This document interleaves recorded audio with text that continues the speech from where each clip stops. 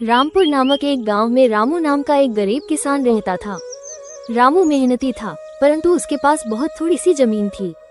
उस जमीन से जितनी फसल होती वो उसके परिवार का पेट भरने के लिए भी मुश्किल से ही पूरी पड़ती थी।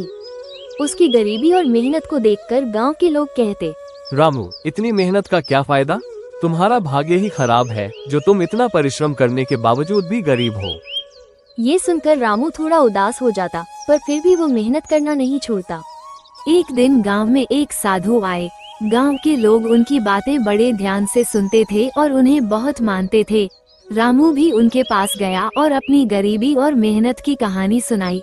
साधु ने उसे ध्यान से सुना और फिर कहा, तुम्हारी मेहनत जरूर रंग लाएगी बेटा, बस धैर्य रखो और अपनी मेहनत को बढ़ाते रहो। कभी कभी हमारी मेहनत के फल का समय आना थोड़ा देर से होता है, परंतु मेहनत का फल निश्चित रूप से मिलता है। रामू को साधु की बात से थोड़ी हिम्मत मिली और वह और भी मेहनत से खेती में जुट गया। दिन रात मेहनत करता, खेतों में घंटों समय बिताता। समय बीतता गया, लेकिन रामू की स्थिति में कोई खास बदलाव नहीं आया। फिर भी रामू ने अपने परिश्रम को कभी कम नहीं होने दिया। एक दिन जब रामू अपने खेत में हल चला रहा था, तभी अचानक हल किसी कठोर चीज से टकराया। उसने हल को जमीन से निकाला और देखा कि वहाँ कुछ चमक रहा है। उसने मिट्टी को हटाया तो एक पुरानी धातु की हांडी निकली। उसने हांडी को खोला तो उसकी आंखें चमक उठी। हांडी में सोने की मोहरें भरी हुई थीं।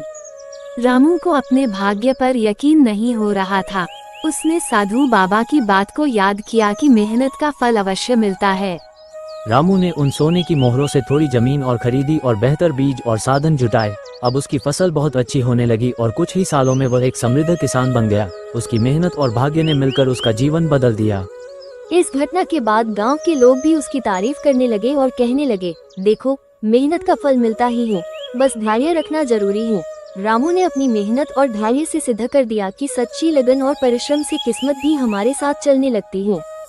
अगर आप सारे लोग इसी तरह का वीडियो देखना चाहते हैं तो मेरा चैनल को सब्सक्राइब और शेयर करना ना भूलें।